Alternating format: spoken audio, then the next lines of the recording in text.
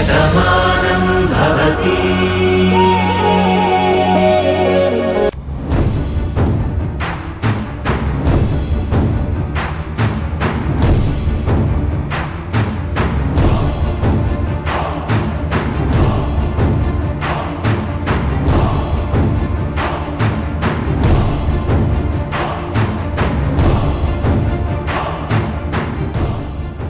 ఒకప్పుడు ఈ ఊళ్ళో అడుగుపెట్టినప్పుడు ఎన్నో ఆశలతో అడుగుపెట్టాను.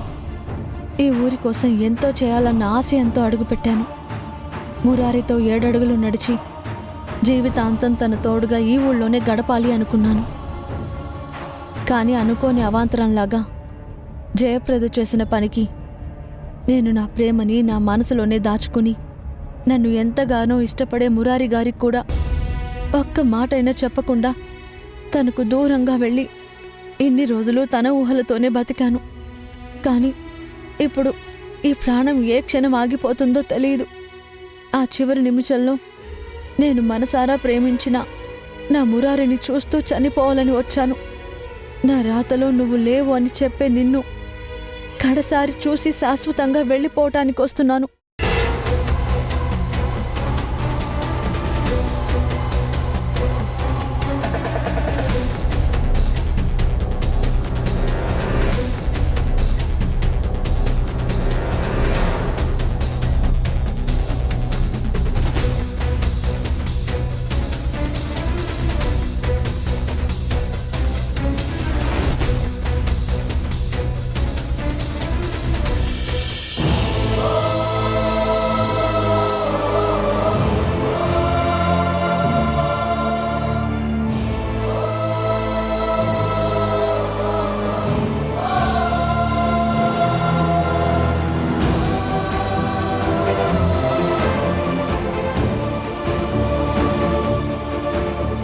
కోడలిగా ఇంట్లో అడుగు పెట్టాలి అనుకున్నాను.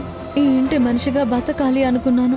ఈ ఊరి కోసం ఇల్లు ఎంతగానో పాటుపడుతోందని ఈ ఇంటి ఇల్లాలుగా నా వంతు సాయం నేను చేయాలి అని అనుకున్నాను.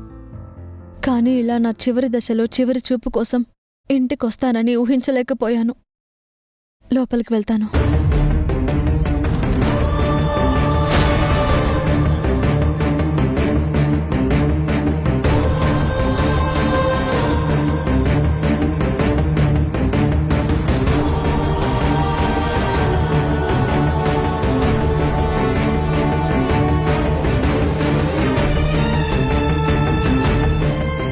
ఎక్కడున్నావు మురారి?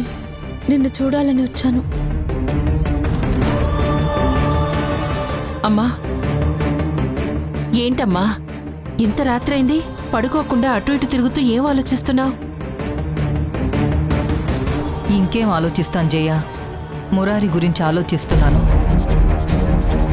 తమ్ముడు రాధను వెతుక్కుంటూ వెళ్ళాడు కదా, తనెక్కడుందో తమ్ముడికి తెలిసింది కదా.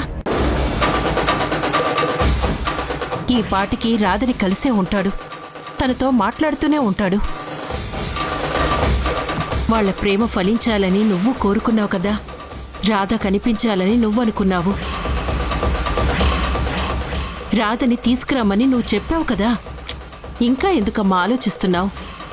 ఏంటి, నన్ను వెతుక్కుంటూ మురారి అక్కడికొచ్చాడా? నేనక్కడున్నాను అన్న నిజం మురారికి తెలిసిందా? నిజమే జయ, కానీ అక్కడికి వెళ్ళాక రాధ ఏం మాట్లాడుతుంది? అసలు నా కొడుకును కాదనుకుని ఎందుకు వెళ్ళిపోయింది? ఇంత గొప్ప కుటుంబాన్ని, అంత మంచి ప్రేమను వదిలేసి ఎందుకు ఒంటరిగా బతుకుతుంది? వీటన్నింటికీ సమాధానం రాధ చెప్పాలి కదా. అసలు ఏం జరిగిందని వెళ్ళిపోయింది? నా కొడుకుతో మాట్లాడే ఉంటుంది కదా, చెప్పే ఉంటుంది కదా. అదేంటో వినాలని, తెలుసుకోవాలని నాకు ఉంది. కిట్టయ్యకి ఫోన్ చేద్దామంటే వాళ్ళిద్దరూ మాట్లాడుకుంటూ ఉంటారు. ఇలాంటి సమయంలో ఎందుకు డిస్టర్బ్ చేయడం అని నేను చేయలేదు. కానీ అక్కడ విషయాలు తెలుసుకోవాలని నాకు ఉంటుంది కదా, అందుకే ఆలోచిస్తున్నాను. నిజమేనమ్మా, తమ్ముడు రాధని కలవగానే మొదటిగా అడిగే ప్రశ్న నన్ను కాదని నువ్వెందుకు వెళ్ళిపోయావని. అప్పుడు రాధ తమ్ముడికేం చెప్తుంది? ఆ ప్రేమను వదిలేసి ఎందుకు వెళ్ళాను అన్నది తమ్ముడికి చెప్పుకోలేని తప్పని పరిస్థితి వస్తుంది. ఆ తర్వాత ఏం జరుగుతుందో, పరిస్థితులు ఎలా మారుతాయో మనం కూడా ఊహించలేం కదా. ఏది ఏవైనా సరే తమ్ముడు తన ప్రేమను వెతుక్కుంటూ వెళ్ళాడు.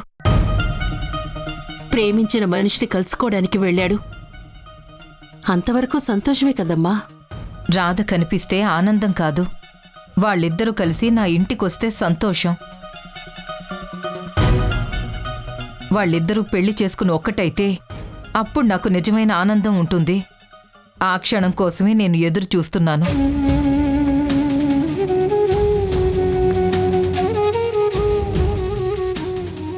నాకంత అదృష్టం లేదండి. మురారి జీవితంలో నేను ఎప్పటికీ ఉండను. నా ఊహల్లో మురారి ఉంటాడు. ఇప్పుడు ఊహించుకోవడానికి కూడా ఆస్కారం లేకుండా ఈ ఊపిరి ఆగిపోయే పరిస్థితి వచ్చింది. కానీ మురారిని చూడాలని నేను ఇంత దూరం వచ్చాను. నన్ను వెతుక్కుంటూ తను వెళ్ళాడు. ఈ కన్ను మూసేలోగా నా కళ్ళతో మురారి రూపాన్ని చూడాలి. నా ప్రేమని కళ్ళారా చూసుకుని ఆ ఆనందంతో నేను శాశ్వతంగా నిద్రలోకి వెళ్ళిపోవాలి.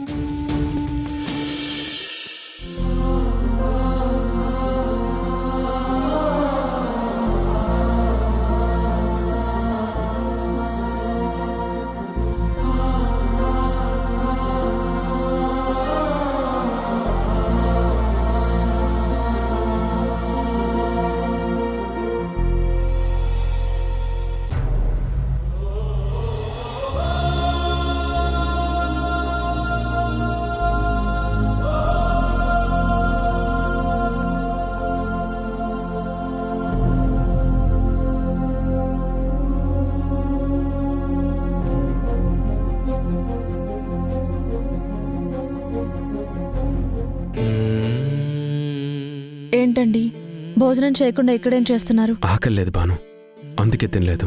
మీకు అమ్మాయి విషయంలోనే కాదండి, మీకు అన్నం విషయంలో కూడా అబద్ధం చెప్పడం రాదని ఇప్పుడే అర్థమైంది. నా మీద కోపాన్ని ఆకలి మీద ఎందుకు చూపిస్తున్నారు? నాకు నీ మీద ప్రేమ ఉంటుంది తప్ప కోపం ఉండదు బాను. అది నీకే తెలియటం లేదు. చాలా సంతోషించాం గాని భోంచేయండి. చెప్పాను కదా ఆకలిగా లేదని. చూడండి, మీరు నా భర్త. మీరేంటో, మీ మాట ఏంటో, మీ కోపం ఏంటో ప్రతిదీ నాకు తెలుసు. మీ గురించి మీకన్నా ఎక్కువగా నాకే తెలుసు. నేను ఇందాక ఒక మాట అన్నానని మీరు అన్నం మానేసి ఆకలితో ఉంటే నేను తట్టుకుంటానని మీరెలా అనుకున్నారు? నువ్వన్నావని నేనేం బాధపడలేదు, కానీ నేను చెప్పేది నువ్వు వినిపించుకోలేదు కదా, అందుకే నాకు బాధ అనిపించింది. ఏంటండి వినిపించుకునేది? పొద్దున్న మీరు నాతో ఈరోజు నీలిమ పుట్టినరోజు నన్ను గుడికి తీసుకువెళ్ళమని అడిగింది. నేను గుడికి తీసుకెళ్లాలి భాను అంటే ఆ క్షణం ఒప్పుకోకపోయినా తర్వాతైనా అర్థం చేసుకుని నేనే మిమ్మల్ని గుడికి పంపించేదాన్ని. కానీ మీరు నాతో ఆ మాట చెప్పలేదు. ఆఫీస్లో పనుందని అబద్ధం చెప్పారు. అదే నేను తట్టుకోలేకపోయాను. మీ స్నేహితురాలకి మీరెంతో రెస్పెక్ట్ ఇస్తారని నాకు తెలుసు. అది నేను అర్థం చేసుకోకపోవడానికి నేను రాక్షసినేం కాదు కదా. సారీ భాను, నువ్వేమంటావు అన్న భయంతోనే అలా అబద్ధం చెప్పాను. కానీ నీ దగ్గర నిజం దాచాలని నేనెప్పుడూ అనుకోలేదు. మా శ్రీవారి సంగతి నాకు తెలుసు. చిన్న పిల్లాళ్ళలాంటి వారు. ఒక మాట అంటే అలిగి బొంగమూతి పెడతారు.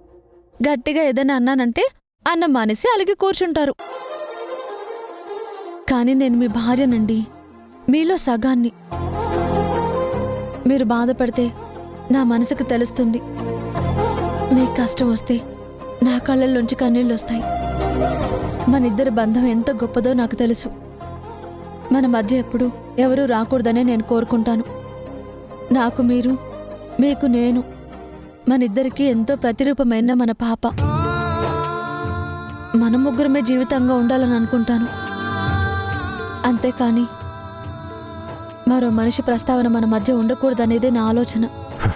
చూడు బాను, నువ్వు లేవు, ఎప్పటికీ రావు అని అందరూ చెప్పినా, ఆ నిజాన్ని అందరూ నమ్మినా నేను మాత్రం నమ్మలేదు. నా మనసు నాకు చెప్పింది నా బాను ఎక్కడో ఒక చోట ఉండే ఉంటుందని. నీ గురించి ఆలోచించిన మనిషిని నేను. నీకు దూరంగా బ్రతకలేను. నువ్వు దూరం అయిపోతావనే ఊహని కూడా నేను తట్టుకోలేను. నా బలము బలహీనత రెండూ నువ్వే బాను. అందుకే నువ్వు నవ్వితే నేను పొంగిపోతాను, నువ్వు కోపంగా నాతో మాట్లాడితే నేను బాధపడతాను. ఇంత అభిమానించే మీ ప్రేమని కాదని నేనెందుకుంటానండి? అయినా మీకు దూరంగా నేనెలా బతకగలను? గతాన్ని మర్చిపోయి నా భవిష్యత్ ఏంటో తెలియకపోయినా నా ఆలోచనంతా ఒకటే ఉండేది. నేనేంటో తెలుసుకోవాలి, నా వాళ్ళ దగ్గరికి నేను వెళ్ళిపోవాలి అని. అయినా ఆ మతిమరుపులో కూడా నీడగా మీరే గుర్తున్నారు. మీ దగ్గరికి రావాలనే కోరిక మళ్ళీ నాకు గతాన్ని గుర్తుకొచ్చేలా చేసింది. ఇదేనండి నిజమైన ప్రేమకు నిదర్శనం. మన మధ్య ఎలాంటి అపోహలు అపార్థాలు లేవు. ఎప్పటికీ ఒకటిగానే ఉంటాం. ముందు అన్నం తినండి.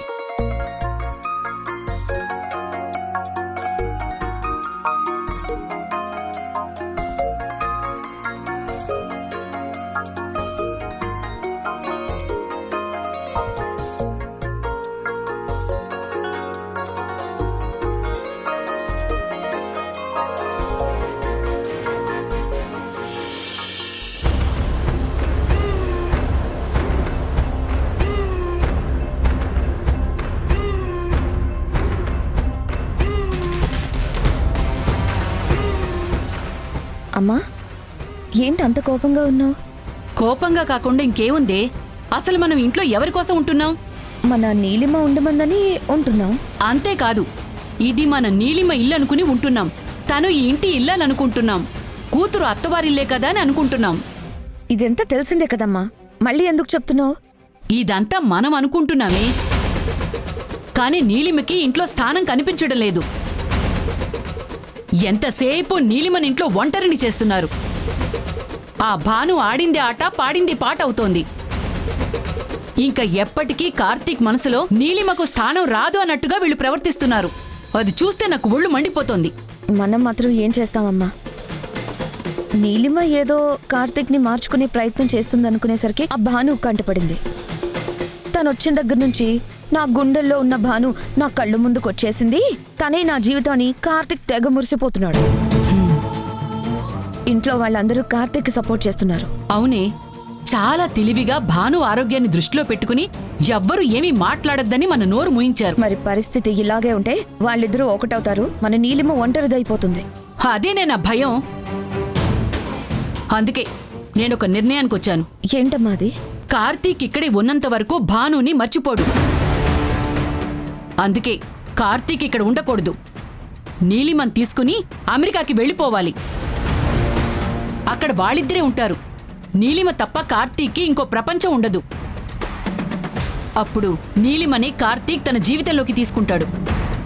ఒక్కసారి నీలిమని ఇష్టపడడం మొదలుపెట్టాడంటే అసలు మర్చిపోవడం జరగదే. అందుకేనే వాళ్ళిద్దరిని అమెరికా పంపించే ఏర్పాట్లు చేయాలి. అలా చెయ్యాలని నువ్వు నేను అనుకుంటే సరిపోదు కదమ్మా. మనమేం చేసినా అమెరికా కాదు కదా, అమీర్పేట్ దాకా కూడా పంపించలేం. అలా వాళ్ళు వెళ్ళాలంటే ముందు ఊర్మిళ అంటే ఒప్పుకోవాలి. ఆవిడ తలుచుకుంటేనే ఆ పని జరుగుతుంది. తల్లి మాట కాదనిలేక కార్తీక్ కూడా వెళ్తాడు. అయితే ఇంకెందుకు ఆలస్యం? ఇప్పుడే వెళ్ళి ఆవిడతో మాట్లాడదాం. నా కూతురు జీవితం ఏంటి అని నిలదీద్దాం. ఏం చేసినా సరే ఆవిడ్ని ఒప్పించి అమెరికా పంపించి ఏర్పాట్లు చేద్దాం. పదా పదా.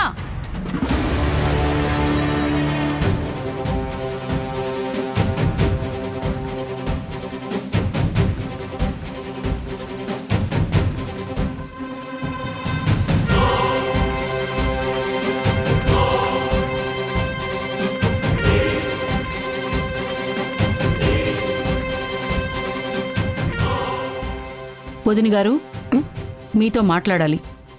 చెప్పండి. చూడండి వదిన గారు, మీరు ఎంతో గొప్ప మనసు చేసుకుని మా నీలిమకి మీ కార్తీక్కి పెళ్లి జరిగేలా చేశారు. ఆ పెళ్లి వల్ల నా కూతురు ఇంటి పేరు మారింది, మెడలో తాళిబొట్టు పడింది. కానీ ఏం ప్రయోజనం? దాని జీవితంలో ఏమీ గొప్పగా జరగలేదు. కట్టుకున్నవాడు కళ్ల ముందే ఉన్నా అది పరాయిదాన్లా బ్రతుకుతోంది. అదే మేం తట్టుకోలేకపోతున్నాం. ఇంటి పరిస్థితి ఏంటనేది మీకు తెలుసు కదా. అన్నీ తెలుసు కూడా మీరెందుకు ఇలా మాట్లాడుతున్నారో నిజంగా నాకు అర్థం కావడం లేదు. మేము మా నీలిమ కష్టాన్ని చూస్తున్నామండి. దాని కన్నీళ్లను కూడా చూస్తున్నాం. నీలిమ అలా బాధపడుతూ ఉంటే అయిన వాళ్ళుగా మేము తట్టుకోలేకపోతున్నాం. అందుకే ఇలా మాట్లాడుతున్నాం. మా నీలిమ ఏంటి, మన నీలిమ అనాలి. మనం అందరం ఒకటే అనుకున్నప్పుడు మళ్ళీ నీ మా అన్న తేడాలు ఎందుకు వస్తున్నాయండి? చూడండి, నీలిమ బాధపడుతూ ఉంటే మాకు కూడా బాధగానే ఉంది. కానీ ఏం చేయాలో తెలియనటువంటి పరిస్థితుల్లో ఉన్నాం కాబట్టి అందరం మౌనంగా ఉన్నాం. భాను ఆరోగ్య పరిస్థితిని దృష్టిలో పెట్టుకుని నీలిమ కూడా పాపం సహిస్తుంది. మరి మీరెందుకండి ఇలా మాట్లాడుతున్నారు? మీరందరూ ఎంతసేపు భాను గురించి ఆలోచిస్తున్నారు, మేం మాత్రం మా కూతురు గురించి ఆలోచిస్తున్నాం. తన జీవితం బావుండాలంటే మీరొక పని చేయాలి. చెప్పండి, ఏం చేయాలి? ఎలాగో వాళ్ళిద్దరిని అమెరికాకి పంపించాలని అప్పుడు అనుకున్నాం కదా. అది అప్పటి మాట. వాళ్ళిద్దరినీ కలపాలనే ఉద్దేశంతో అందరం కలిసి కదా నిర్ణయం తీసుకున్నాం. ఇప్పుడు ఆ నిర్ణయాన్ని నిజం చేయమని మేము కోరుకుంటున్నాం. మీరేం చేస్తారో తెలియదండి. వాళ్ళిద్దరినీ అమెరికా పంపించండి. అక్కడి నుంచి వాళ్ళిద్దరూ ఒకటే వస్తారు. చూడు స్నేహ, నువ్వేం మాట్లాడుతున్నావో నీకు అర్థమవుతుందా? ఎందుకండి నా కూతురు మీద అరుస్తారు? మేమేం చెప్తున్నామో మాకు బాగా తెలిసే చెప్తున్నాం. నీలిమ జీవితం బావుండాలని చెప్తున్నాం. వాళ్ళిద్దరిని అమెరికాకి పంపించారంటే అక్కడ కార్తీక్, నీలిమే ఉంటారు, ఇంకెవ్వరూ ఉండరు. ఈ భాను గొడవ అస్సలు ఉండదు. అందుకని వాళ్ళిద్దరూ ఒకటవుతారు. దయచేసి పంపించండి. చూడండి, నీలమ్మకి అన్యాయం చేయాలని, కార్తీక్ నుంచి నీలమ్మని విడదీయాలని చెప్పి ఇక్కడ ఎవరూ అనుకోవడం లేదు. కానీ భానుకి అర్థమయ్యేలా చెప్పాలి అంటే తను మానసికంగా కోలుకోవాలని మీకు కూడా చెప్పాను కదా. అరే, అందుకు 6 నెలల సమయం అడిగాను. అందుకు మీరు కూడా ఒప్పుకున్నారు కదా. మరి ఇంకా టైం అవ్వలేదు కదా, ఇప్పుడు ఎందుకు మీరు ఇలా గొడవ పడుతున్నారు? ఏంటండి 6 నెలలు? పుణ్యకాలం పూర్తయ్యేసరికి ఇక్కడ నా కూతురు జీవితం నట్టేట్లో మునిగిపోయేలా ఉంది. అందుకే నేను ఇంతలా టెన్షన్ పడుతున్నాను. చూడండి, మాట్లాడే మాటకి అర్థం అంటూ ఉండాలి. ఈ ఇంట్లో మేము ఒక పని చేశాము అంటే దాని ముందు వెనక 10 సార్లు మేము ఆలోచించి చేస్తాం. భాను లేదనుకుని నీలిమకి, కార్తీక్కి మేం పెళ్లి చేశాం. కానీ భాను ఇప్పుడు తిరిగి వచ్చేసింది. అందుకు మాకు సంతోషంగానే ఉంది. అంత మాత్రాన నీలిమకేదో అన్యాయం జరిగిపోతుందని మీరు బాధపడాల్సిన అవసరం లేదు. ఒక 6 నెలల సమయం ఇచ్చారు కదా, అంతవరకు మీరు ఆగనంటే గనక అస్సలు బాగోదు. భాను పూర్తిగా కోలుకున్నాక భానుకి ఎలా నచ్చజెప్పాలో, తర్వాత ఏం చేయాలి అనేది అందరం కలిసి ఆలోచించి నిర్ణయం తీసుకుంటాం. చూడండి, అంతవరకు మీరెలాంటి పిచ్చి పిచ్చి మాటలు నా దగ్గర చెప్పకండి, మాట్లాడకండి. కార్తీక్ ఎక్కడికి వెళ్ళడు, ఇక్కడే ఉంటాడు. ఇదే నా ఫైనల్ డెసిషన్.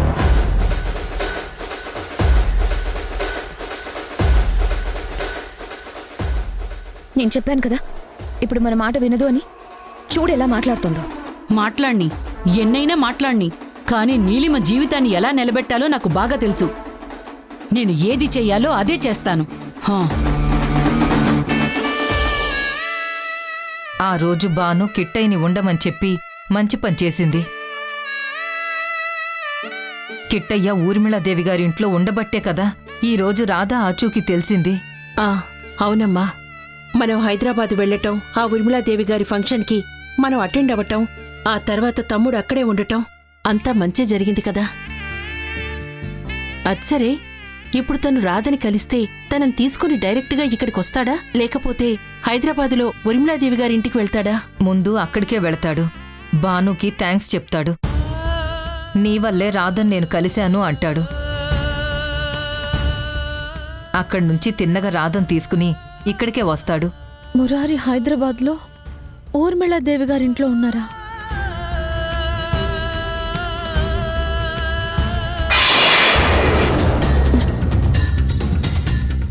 ఎవరు? ఎవరది? ఎవరు?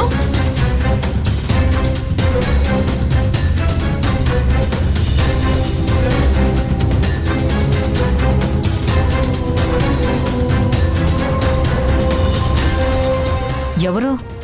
తెలీదమ్మా, ఎవరూ కనిపించలేదు. కానీ ఇక్కడ పువ్వుల కుండి పడిపోయిందంటే ఎవరో వచ్చినట్టే ఉన్నారు. సరే, నేనలా వెళ్ళి చూస్తాను, నువ్వు ఇటు చూడమ్మా. సరే.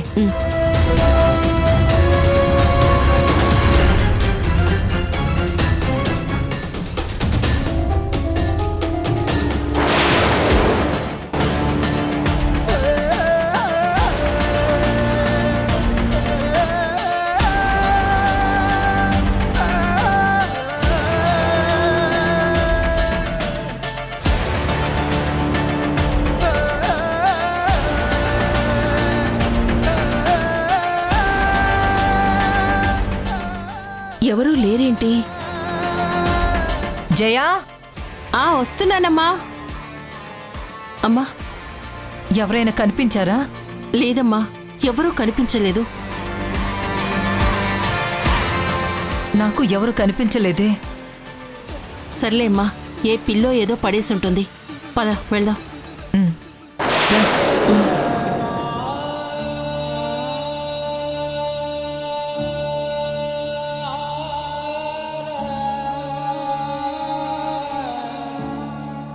రా. నిన్ను కలవాలని ఇక్కడికి వచ్చాను మురారి. కానీ ఈ ఊళ్ళో ఇంట్లో మనిద్దరం కలిసి ఉండే అదృష్టం లేదని ఇప్పుడు కూడా నిరూపణ అయింది. అందుకే నీ ఊహల్లోనే తప్ప వాస్తవంగా నీ జీవితంలో నేనుండే అదృష్టం నాకు లేదని పూర్తిగా అర్థమైంది. ఏది ఏమైనా సరే నా చివరి చూపు నిన్నే చూడాలి. నిన్ను చూస్తూనే నేను వెళ్ళిపోవాలి. వస్తున్నాను మురారి.